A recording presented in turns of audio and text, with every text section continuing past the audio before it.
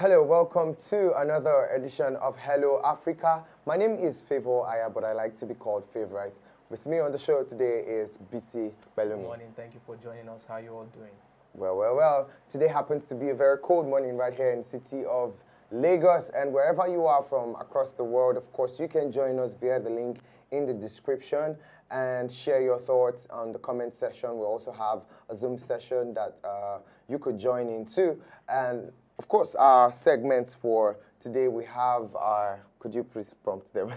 Could you prompt them on our segments? We have our top stories, we have our sports updates, BB Niger updates, entertainment news, our topic for the day, and of course, the most interesting part of the show, the weird facts. Weird facts. Okay, thank you. So, moving on, we'll just move to our top stories, and of course, when we're done with our top stories, we'll move on to every other segment of the show this morning. Like I said, you could join us via the link in the description. Our first story for today says cabinet reshuffle, why Buhari appointed agriculture power ministers from within Adesina. Yeah, Adesina is the special advisor to the president on media and publicity. Yeah. All right, so on Wednesday, Buhari, His Excellency, President Muhammadu Buhari sacked Nanono and Maman from Kano State and Taraba State, respectively. And he has also redeployed the Minister of Environment, Mohammed Abubakar, to the Ministry of Agriculture, while the Minister of State for Works, Abubakar Aliyu, took over as Minister of Power. Basically, the right word there was to shuffle. Okay, there's a lot of reshuffling. Reshuffling? Yes, there's a lot of reshuffling going on. Okay. There are two categories of ministers. Two were sacked, and then about 2 or 3 were reshuffled to other ministries. To other ministries. Okay, so. And sorry to quote you in the statement. He said it could be, that's Femi Adesina now saying, it could be that the president has seen that they were versatile, and so they would do well in other areas within the cabinet. It does not mean that they were weak, and that is why changes came from within. So are you saying, the others that were sacked were weak, or what exactly? And then, of course, my question is, do they just take off the appointments from them at any time or at any point? Was there a proper, detailed review on their why this minister was sacked, why this minister was redeployed? And as regards that, he said that it could also mean that the president who appoints them can also say, thank you for your services, let me bring in fresh energy. Like the president can just wake up one day and say, okay, this minister, they're not efficient. Exactly, they're not efficient. No, he said they're not weak. They are versatile. So let's redeploy them to another. Well, I just feel like if you're going to sack a minister who is serving in public office in public administration, such as ministry and government, there should be an open review as to why this minister is being let go or let off, and a proper reason why these ministers are being reshuffled to another ministry. And according to the constitution, every state of Nigeria must have a representative minister. So from sacking those two ministers, Kano and Taraba, I think, if I can confirm, Kano and Taraba now don't have representatives from their state, so they have to send in a new nomination list to the president. So. So that's where we are. That's it for that story. Moving on. This one says Zamfara abduction. Atiku advises Buhari's government on insecurity. Wow. Over time, Atiku has been reoccurring in the news with good advices. Especially when the election is coming closer. Oh, really? Yeah, you've noticed. Well. Anyways, gunmen suspected to be bandits, and I'm like, okay, so we don't want to use unknown gunmen. No. I'm not saying gunmen suspected to be bandits. On Wednesday, attacked a secondary school in Maradun local government of Zamfara and abducted 73 students. Wow, that's quite a number. It keeps increasing. And Mohammed Shehu, the police public relations officer, confirmed and said around 11:22 a.m. Confirmed that the attack was carried out on the school at about 11:22 a.m. by a large number of bandits. All right. And here's Atiku's advice via Twitter. He said, I am saddened by reports of yet another abduction of students in Zamfara for a region that's playing catch-up in the critical area of education. This continued assault on the bedrock of our development is not acceptable.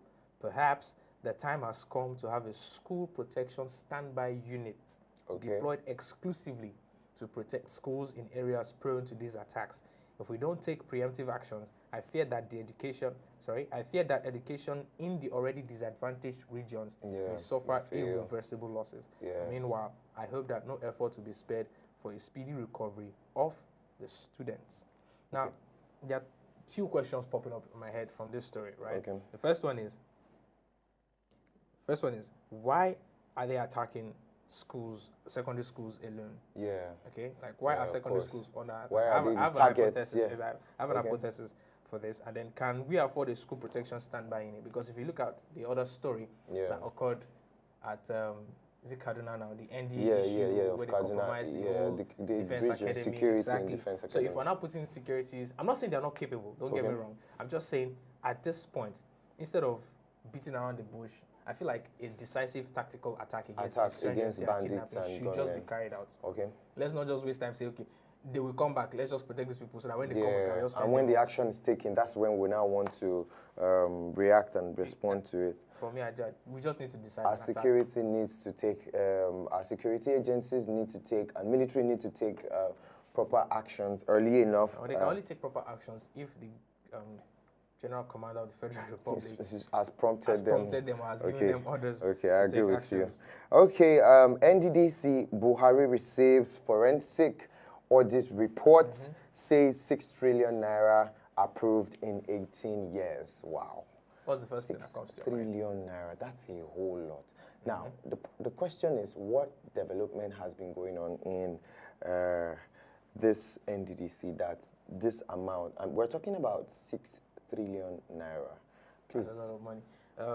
On October 19th, Buhari ordered the forensic audit of the Niger Delta Development Commission funds and to probe alleged financial misappropriation, right? And it's on record that between 2001 to 2019, or between 2001 and 2019, that's 18 years, the federal government has approved 3.3 trillion, at least basically over 3 trillion naira as budgetary allocation, and 2 trillion naira, over 2 trillion naira as income from statutory and non-statutory sources. Wow. And if you read through the core mandate of the Niger Delta Commission, that is to educate the youth of the oil-rich Niger Delta regions to curb hostility, to curb hostilities and militancy while developing key infrastructure to promote development. Now, has this mandate been met?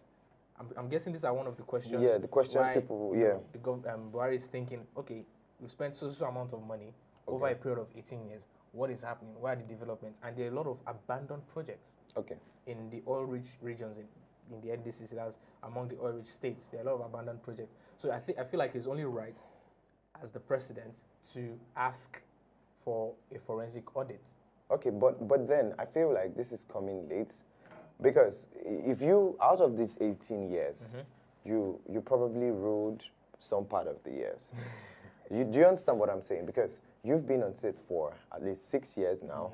And if you have been on sit for 6 years, which happens to be some part of it fell into the least number of years we just talked about, which means you probably should also have asked for this audit when you just came on sit. Yes. Because you remember when he first came on it as his first time, his first goal was to become corruption. Yes. Right? So it was a lot of areas or avenues where people were siphoning funds. He was blocking it and then was trying to, recover looted resources in foreign accounts for the country. But yes, I can still agree with you that it's sort of coming late because this is his second term, right? Is he trying to do this to... Okay, even if he finds out what went wrong, what's he going to do in the short time he has left? Right now. What's it exactly? That's the question. So, okay, moving on. This one, still on Hurricane Ida. Well, stories have been popping recently, and it's the situation has just been growing from one case to another. This one says Ida unleashes massive flooding and leaves at least 15 dead. That's Of all the hurricanes we've discussed, this is the most. This happens to be the most trending, reoccurring in a very long time. I believe this is causing so much damage already. In New Jersey, the majority of the storm-related deaths were people who were caught in their vehicles and swept by by the floods. By the flood. Exactly, and were overtaken by the water. So a lot of people died in their vehicles. A lot of people were washed away by flood. Although water rescues were underway since Thursday. But that's for New Jersey alone. We still have New York, we have Alabama and all of them. Even Philadelphia as well. Yeah, that's why it's a very tough one. Very, very, very, very tough. At some point, they've advised workers to work from home. Wow, really? The highways are shut off. Rescues are still ongoing. Okay. And they're still. It's a serious one. Oh man. Okay, this one says Kerry calls on China to do more to tackle climate change crisis as China warns U.S. Pressure will derail cooperation. So the U.S. climate envoy John Kerry told Chinese leaders, and I quote, "Climate is not ideological, it's not partisan, and it's not a geostrategic weapon." This was in response to warnings that diplomatic tensions between the two countries could undermine cooperation on cutting emissions. Okay. Right?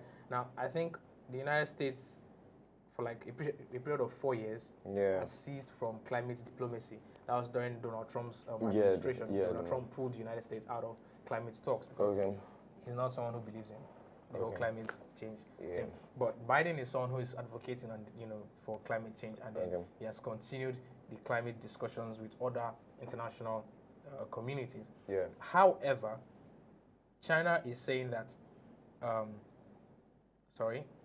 there are disputes, that the issues separate from its disputes with China on issues such as trade, human rights, and the COVID-19. Basically, the relation between U.S. and China is not quite smooth. It's not strong, it's no longer as strong as it used to, Yeah, because if you remember, during Donald Trump's administration, there was an investigation into China as to the leak of the COVID-19 virus. Yes. Okay, at some point, there were statements that it was a deliberate leak, it was a bioweapon, it was this, it was that. All a lot of sorts stories, exactly. So China is saying you can't isolate our relations, one part of our relations, and then just ask us to focus on discussing climate change. They are all linked up. If you're relating to us in an hostile manner, not really hostile, but like in a very aggressive way, in other issues, it's going to affect these current issues. And John Kerry is trying to tell them, let's leave that aside and let's focus on climate. It's a general thing. But I'm on China's side. I feel like you can't isolate one relation from another. It's both ways. If you're going to come at me, do you understand? Then come at me fully. Don't tell me that. Come to me direct. Exactly. Don't tell me that I should leave that aside and let's focus on climate while you are also investigating. It doesn't. At some point, they would reflect their displeasure in one way or another. And we know that politics is all about negotiation. That's it on our stories. First of all, we have another round or another session of stories that we'll be diving back to. We'll take a break, and when we get back, we'll continue with our top stories. Don't go nowhere. Stay with us.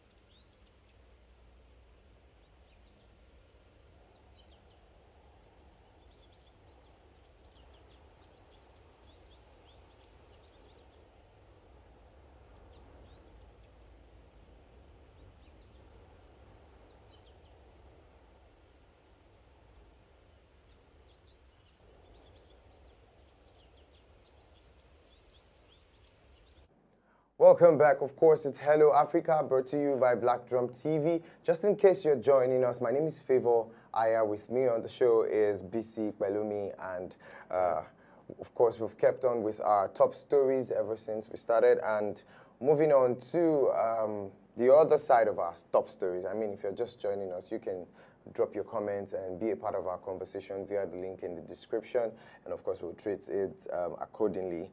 This story says New York and New Jersey declares states of emergency as remnants of Hurricane Ida hit northeast. Okay, we spoke about the Hurricane Ida situation a couple of minutes back, and it's been really disturbing that most of the cities and states have suffered lots of losses, and this story has just given us quite a number of death cases and injured cases, people who have suffered some losses as well from this. And then hitting the northeast just explains that it's very unsafe right now to be in this region.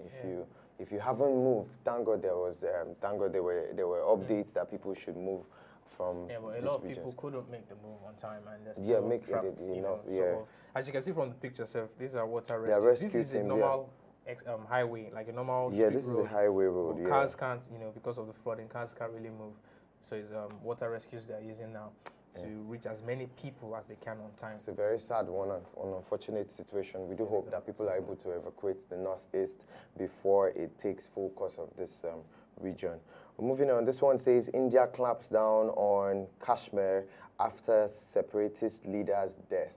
Well, this story has to do with this leader who, in Kashmir, he happens to be a separatist who fought some years back, I think in 1947. That's a lot of years. That's a long time. 1947 is quite a long time. So he was able to, his death on Wednesday struck the city, and the Indian government sent lots of troops to guard this region, Kashmir, because of the fighting and war situations they've been having over time for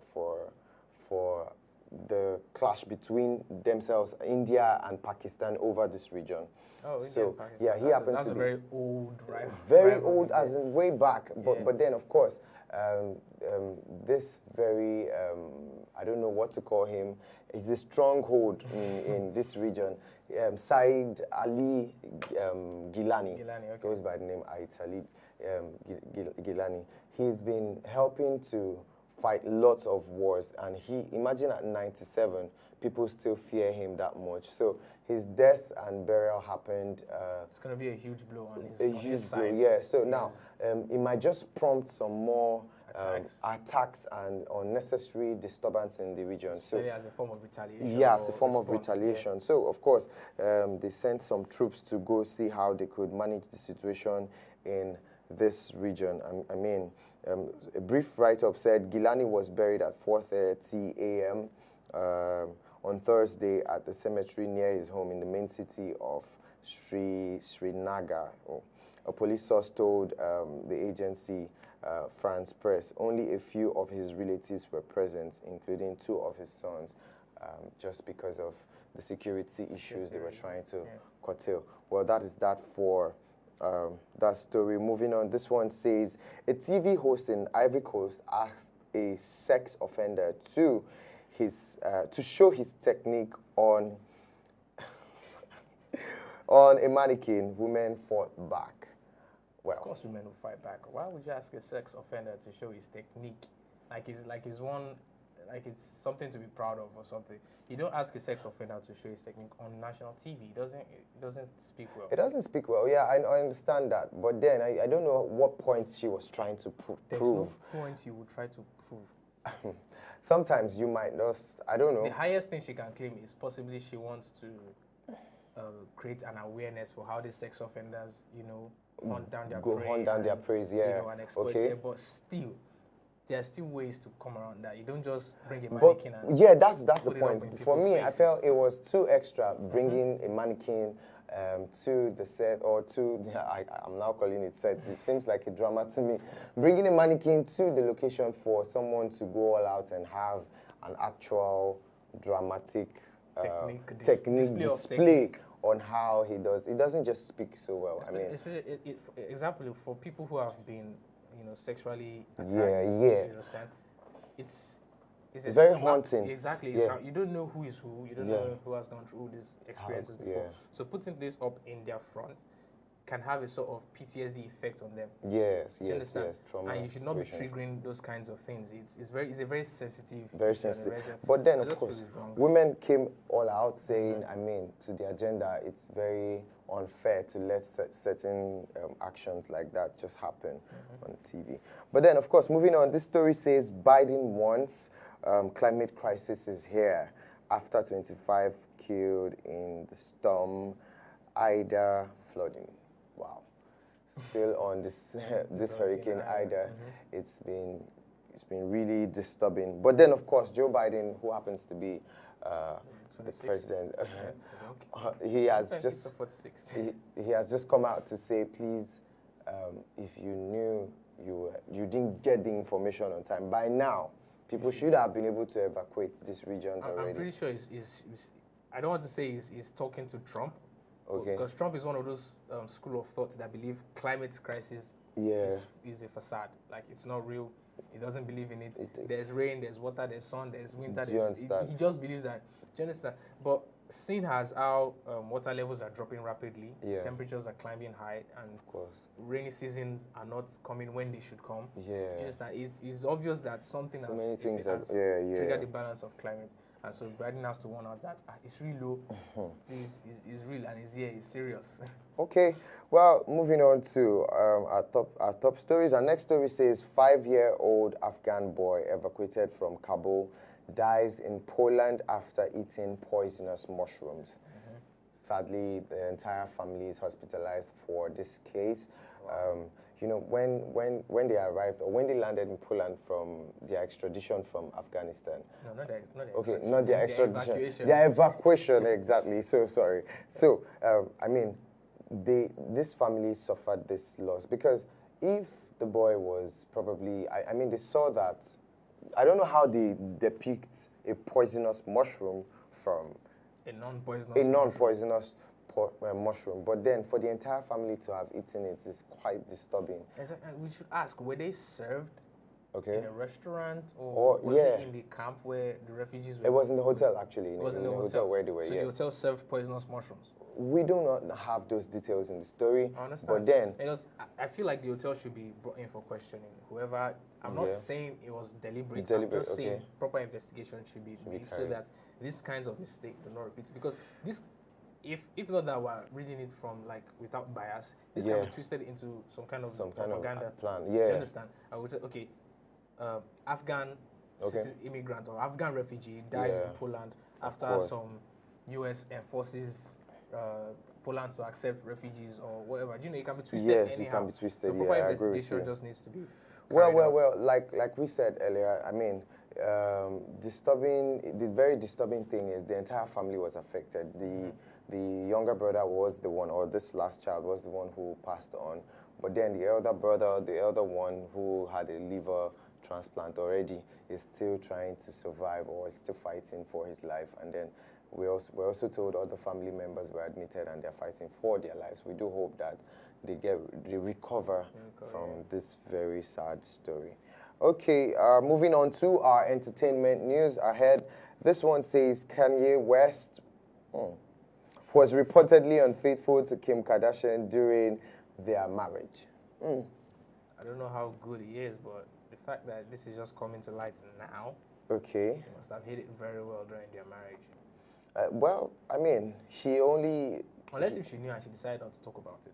Yeah, it was carried. This news came all out in the interview with Page 6.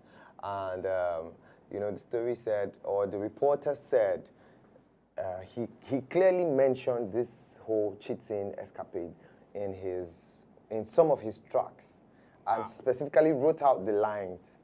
Do you understand? Wrote out the lines and said, of course, he had well, I'm not a rapper, I'm not good at rapping, but I wish I could say those lines. But then he talked about having to have grown through this whole time with his wife, and then he had a time when things fell out and he cheated, and then all of that. But then the marriage is no longer in existence, so every truth can come out now, and every truth will come out eventually. All right. Moving on, this one says Thames names Wizkid and Adele as her inspiration, says she will release new music before the end of 2021. Wow. To those terms, but just so you know, we're in the last quarter of 2021, Sha. What do you mean by that? You said before 2021 ends now. Not that you're not going to release it December 31st. No. You should be congratulating her. She has been doing so well for herself. She's doing well. She's doing good. I mean, if Wizkid and Adele are inspiration, let's talk about Wizkid. Wizkid can tweet that he's dropping an album on Friday. 6 months later, we've not received it. What do you mean? Wizkid FC will come at you for saying such. They know. If not for that, he changed it when he dropped the remix of Essence with Justin Bieber. Yeah. You need to see his Twitter page when he tweeted something's coming up on Friday. Wizkid FC. Okay, everybody was buzzing. Like, I remember. You say Friday everybody night, was you buzzing. Say it's 2 weeks later or 1 month later. That's true. That's true. She's saying before the end of 2021 is very specific. Okay. Yeah. Think about it. Yeah, so, but really, I mean, we must give some credit to Thames for her good works. And of course, in an interview with BET, she specifically mentioned that she is in love with the popular US-based artist Adele, who is also a very amazing person. She also mentioned that she would like to she hopes to have a future with her sometime soon. And well, we do hope this comes to reality. This one says Tiwa Savage's ex-husband, T-Bills, celebrates singer for making him proud. Oh, yeah, making him proud. Says he saw what others didn't see. Interesting. Okay. And he celebrated her. Did he buy her a range? Please. I'm just saying. The two are no longer in marriage. But it doesn't mean now. Well, celebrating her doesn't really have to come with a gift. Okay. He's just saying, I mean, he played a role in her career. Do you understand? He played a major role in her career. So it is only understandable if he comes out to make such statements as being proud of her efforts and all of that. Man, big ups to her. And then he also talked about the tracks and how mature they all came out and the proper work she put in. The work she put in. Like It's really a good work. Oh. Moving on to our next story, says singer Iyanya bags political appointment, becomes SSA to Cross River State Governor Ben Ayade. Okay, so I'm very happy. As much as I'm very happy, I'd like to understand is Iyanya leaving the music industry for politics now, because it's not going to leave politics and come back. No, but then of course in a long time we haven't. There are other celebrities who also left. I mean, I wouldn't want to call names, but there are some of them who are still doing their artistry and also carrying out their political. I don't really like who. No, you want me to call names? I wouldn't want to call names, but then of course, like we said, Iyanya, congratulations on your newly bagged special advisor position to the governor on entertainment and tourism. We say congrats to you. Moving on, this one says actress Enola Badmos searches hotel room for Juju ahead of Bobrisky's 30th birthday party. The first question that popped in my mind is, I know a question will pop in your mind. I always knew that. Okay, so what's the question? If she sees Juju, yes, what would be her reaction? What would be her reaction? She should just go and touch it, carry it, and no, come on. Of course, she would probably evacuate that hotel or raise an alarm or something. Or what if the Juju was designed in a way that she can't see it, that she cannot see it, or any other person? Because for you to search for Juju, you mean say yourself. No, she's making an attempt to see that. Of course, there have been recent escapades and certain hearings or things happening. There was a post, or there was an earlier post we made or we had that we talked about recently, I think a couple of days back, about how someone saw a charm in his hotel room, and then he was forced to call out people on Instagram saying people were coming after him. But then, of course, we can't say. She just had to take her own. These are the things we're talking about. Being careful and taking your security measures very seriously before you sleep and not wake up in the morning. CSO for Bobrisky. Thank you very much for bringing your. But then, of course, moving on, that was it with our entertainment news. I think we'll take a short break and catch some breath. When we get back, we'll bring you updates on Big Brother Niger. Stay with us. We'll be right back.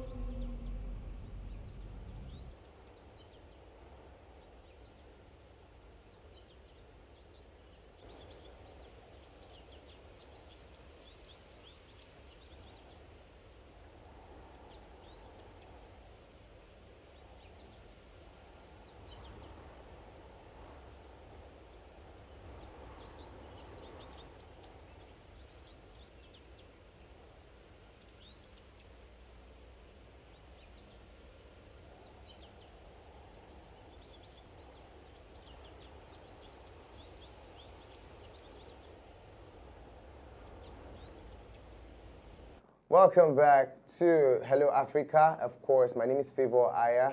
I like to be called Favorite. And in case you're just joining us, I also have with me in the house BC Belumi. How you doing? I'm doing good. Are you still good? Yeah, I'm good. I'm always good. You're always good. Okay. It's a wonderful morning here. We've done our top stories. We've also had our entertainment news. Moving on to our BB Niger updates.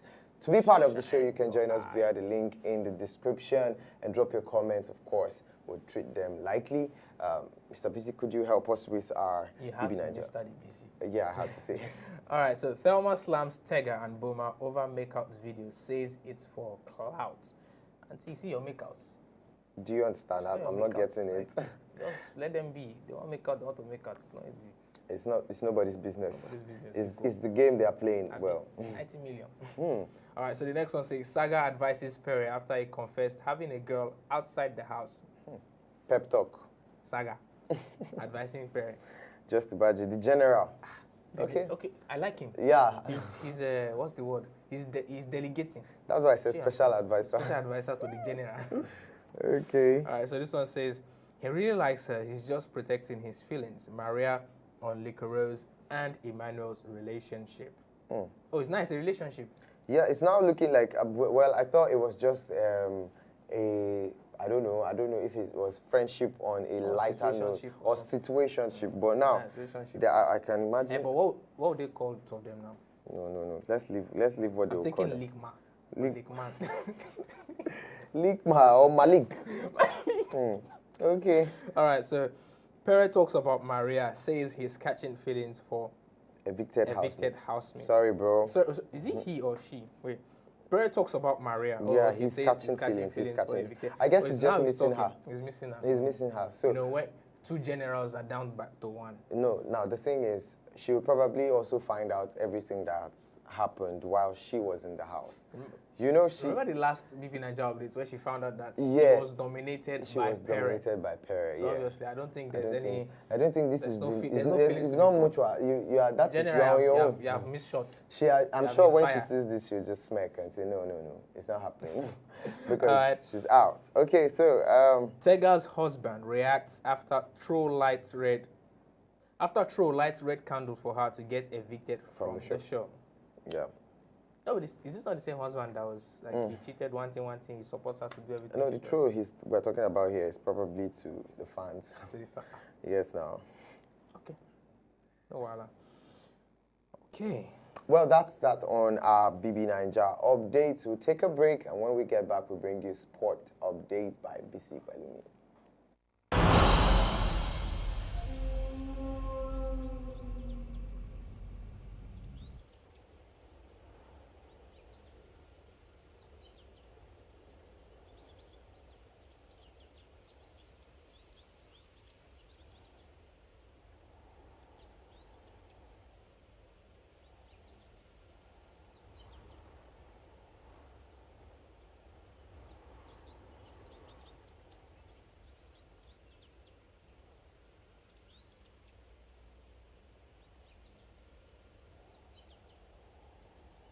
Welcome back to this sports update session of Hello Africa. Is BC with you today, and I have interesting stories, interesting headlines, and I'll just run through them.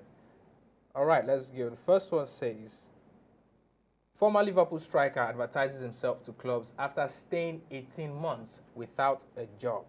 Former Liverpool striker advertises himself to clubs after staying 18 months without a club and seems to be getting tired of living without doing what he loves the most. The former Liverpool striker recently celebrated his 32nd birthday, and he shared a message subtly calling on the club to sign him. Sturridge last played professionally for Turkish outfit Trabzonspor, where he managed 7 goals and 3 assists in 16 matches.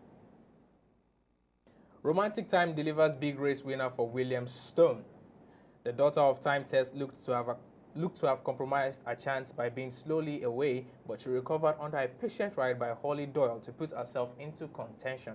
The step up to 6 furlongs for the first time suited Romantic Time as the 28-1 outsider quickened in the final furlong to win by a length from Pearl Glory. Stone, who was based at West Wickham in Cambridgeshire, said, "That was super. Holly gave the horse a great ride. The step up to 6 was great, and I think she was a bit unlucky last time at Newsbury. She got going a bit late and met a bit of trouble in running, which didn't help her. Manchester United women versus Reading women, big WSL kickoff on Sky. It has been a summer of change at Manchester United. Cassie Stoney left the club early in the summer with former Birmingham City women manager Mark Skinner appointed in her place. Despite the departure of Lauren James, Tobin Heath, and Kristen Press in the summer, there have been good additions to the squad as they prepare for a new era under a new coach. No injuries as Fire Brigade called to Spurs Stadium. Around 300 people were evacuated from Tottenham Hotspur Stadium by on-site staff. Tottenham's statement read, and I quote, "The fire was contained to a very small area and quickly put out with a fire extinguisher by the first person on the scene." The London Fire Brigade said in a statement that the scene was quickly brought under control once people were evacuated from the 9-story building. There were no reports of any injuries sustained in the event. FAW denies slighting UEFA by not wearing respect patches. The Football Association of Wales has made clear it did not slight UEFA over players not wearing the respect sleeve patches in Wednesday's friendly against Finland. Wales and UEFA have been at loggerheads since European football's governing body decided to stage Sunday's 2022 World Cup qualifier with Belarus in the Russian city of Kazan. Sleeve patches are not a requirement for friendlies, said an FAW spokesman, stressing no stance had been taken against UEFA. And that's a wrap on our sports update. Stay with us. We'll be right back with our topic for the day and our wear facts. Okay, so where let me see the points you took. Which of these ones did you click on? I took research the culture of your new country, learn the language basics, eat local Okay, yeah, food. this one. This slide.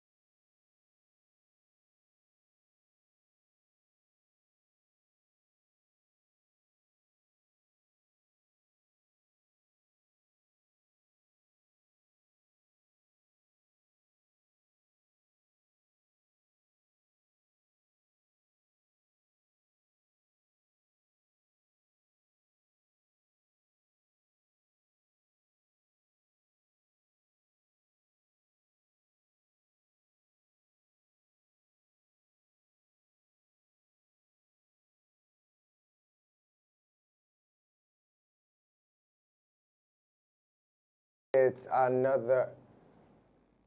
Welcome back, of course. Like I said, we're getting back to our top topic for today, which happens to be how to cope in a new country.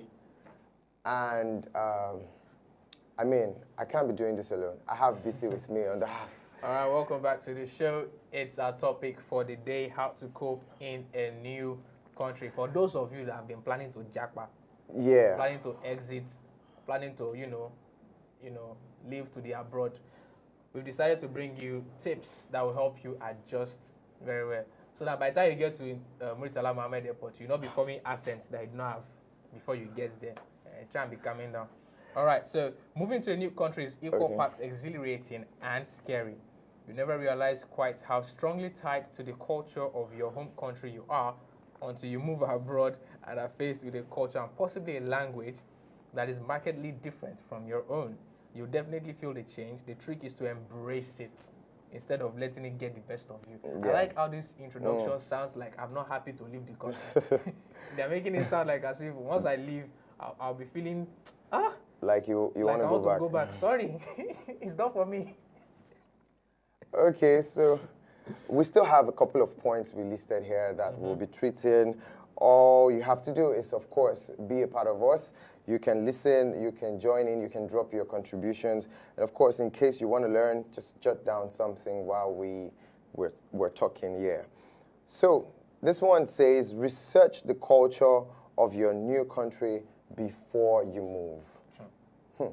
Exactly. If you're planning to move to anywhere in Europe, all right, try and research their culture. Do proper research, their cuisine, their dining. The languages. Their languages, their greetings. Yeah. You have to research. You should be able to have proper details of what happens in these places. It's not just about accents. Yeah, don't just travel and then when you get there, you're not lost. You find... Especially find out about their holidays as well. Yeah. Find out about their holidays. For me, well, there are so many things I'm concerned about. We're just going to list a few eventually later. Moving on, this one says, learn their languages. No, the language basics. The language basics, yeah. So if you're moving to a country that speaks a different language from yours, I think it's only right if you learn the at least how to greet. The greetings. Yeah, the greetings. The how to ask for food. Yeah. Yes, how to ask for direction. Vital. Very important. Directions too. Directions are very important. Also, yeah. My favorite. What's that? Oh, Lord. Accept that you might feel homesick. This is not my favorite though. No, it's not this one. It's not this one. Okay, so accepting that you might feel homesick, means you could go there and want to leave eventually. You might feel like you want to go back home. You feel like you want to go back home. And then, of course, there's something about this feeling. It makes you feel like you're not in the proper location. Especially if the weather is different from your own country. I always have that feeling whenever I travel too. I feel if I go to somewhere for the first time, I sometimes have like fever, an instant fever. Abroad traveling, not... No, but I know I won't feel that way if I leave. Not interstate travel, it's abroad travel we're talking about here. Do you think I've not traveled abroad? What do you mean? That's not what I said. That's not what I said. Okay. Anyways, now, let me read my favorite, please. Okay. My favorite. Eat local delicacies. Very, very, very important. Food is comfort, but food is also culture.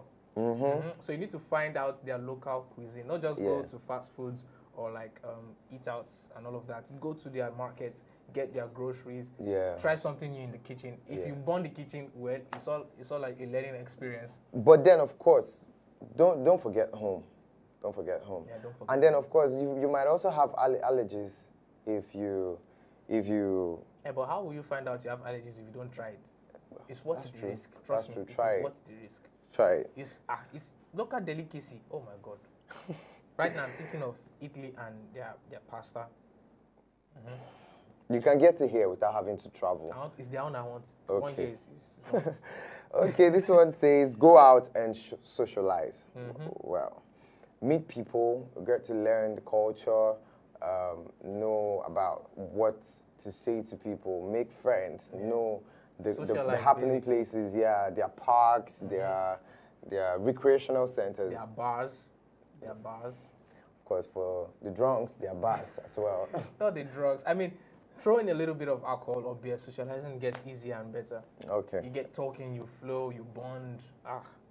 All right, find a volunteer opportunity. Okay. Remember one of our topics for one of our editions was the benefits of volunteering. So that you can volunteer in your local community, your church, local school, to teach your own local language or to teach them something that you can teach. Or just to help out in the community. You know, you get to meet people. You can never tell how rewarding that will be. Yeah, you just can't tell how.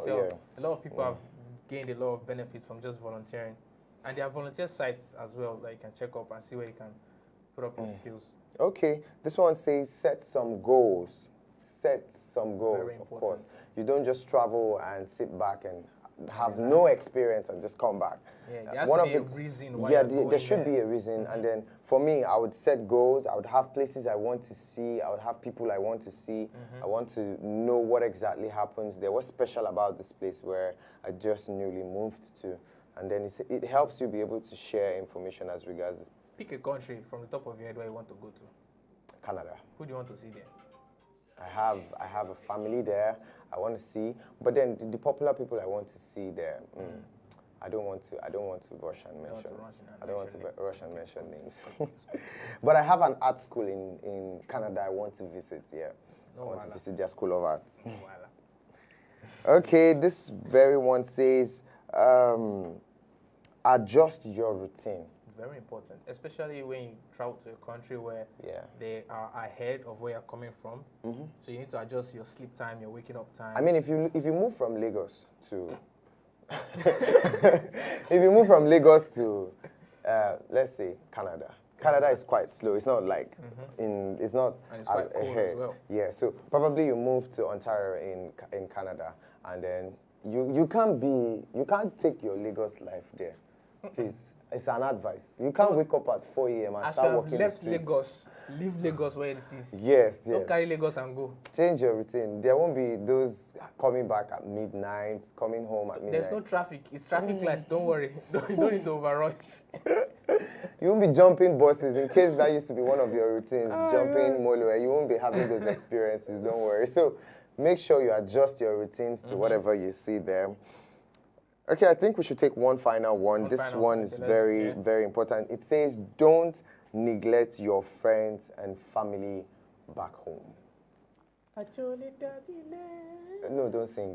You could just read out the lines of the song. I know the song you're trying to sing. How will I remember the lines of the song? Like Ajodabile. Don't speak my language.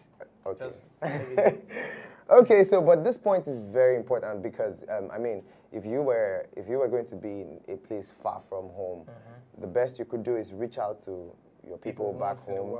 Tell them the experiences you're having, tell them the people you've met and what the situation is like. And the truth of the matter is sometimes, aside from being homesick, you feel down, you feel alone, and the only people that you can relate with are people back home. Yes, of course. So don't feel shy, don't feel bad. Feel shy? Don't feel scared, don't feel like you are... Reach out, call them, listen to that home-based vibe, that ginger. Yeah, get to hear our Yoruba fire up again. Exactly. So you don't come back and give us some strange accents we don't understand.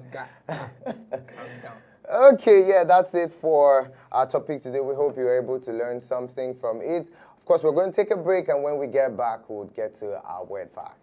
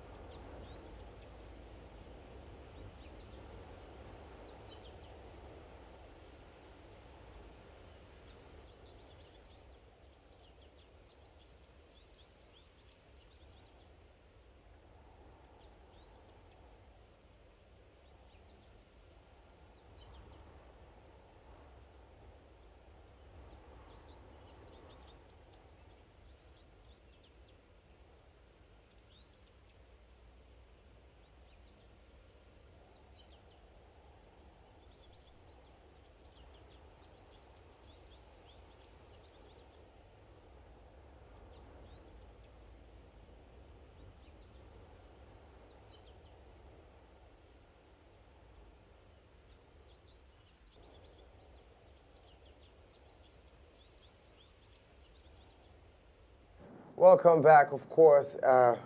It's Hello Africa, and we are in the final stage of today's show. The most interesting part. The most interesting part, yeah. Show. I mean, if we don't do this, I don't know. I might just. And today happens to be Friday. TGIF. So, I'm all ready for this.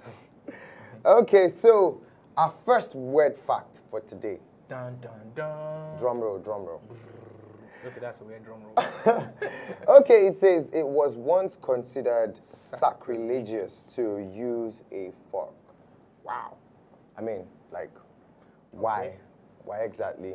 Okay. Where exactly was this sacrilegious? I'm probably guessing Rome or Italy. Rome? It's one of them. Okay, well, me, I would say China because I don't know. Those things they use, those sticks, have you seen those sticks? Chopsticks. Those chopsticks, No, no, this is sacrilegious. This is some monk meditation, religious stuff. And then look at the way this particular fork is This is looking. not a fork. Definitely, this should be sacrilegious. Yes, this is. I don't It's know what looking this like is. some spare, but let's move on. It's like murder weapon. Exactly, that's why. All right, so this one says, think before you season it. In Egypt, it's considered incredibly rude to salt food that has been served to you.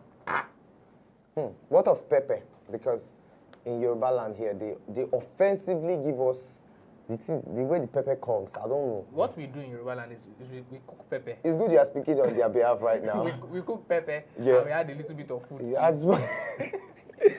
because if I wish this could be Nigeria where. But this one they say salt, but if my chicken is not well salted, don't come. They said incredibly rude. That means it's on the highest level. And that's very rude because you don't just cook a meal and have all the pepper in the world in this meal. It's not pepper I'm talking about. It's salt. You don't just cook a meal and bring it to me. I'm relating it to what we have if back I can't here. taste, for example, I like salt. Okay. A lot.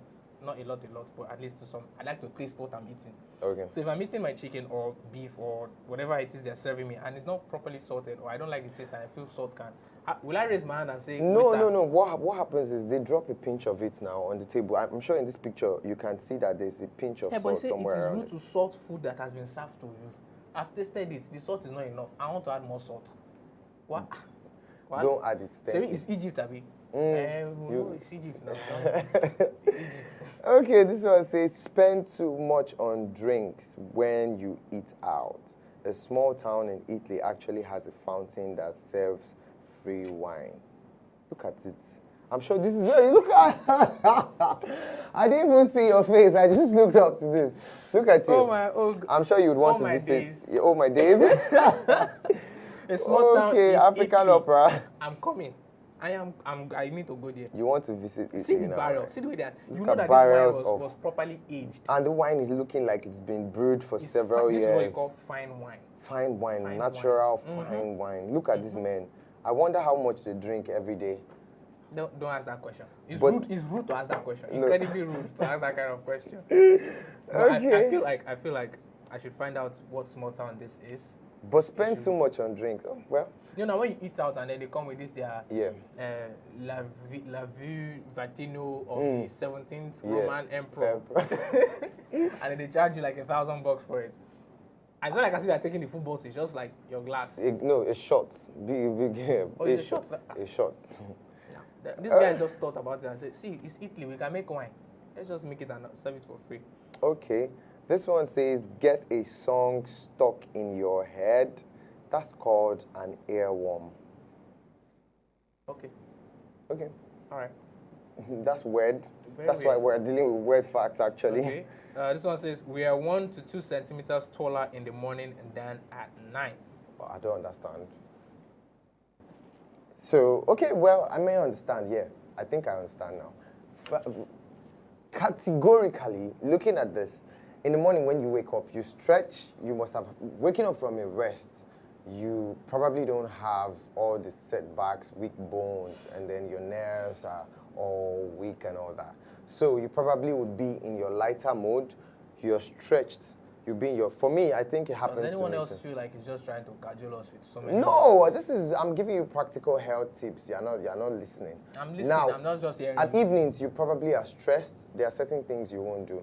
Certain things like you would not tilt properly, you won't sit properly, you would rather want to be in a relaxed form. I'm pretty sure this has to do with gravity.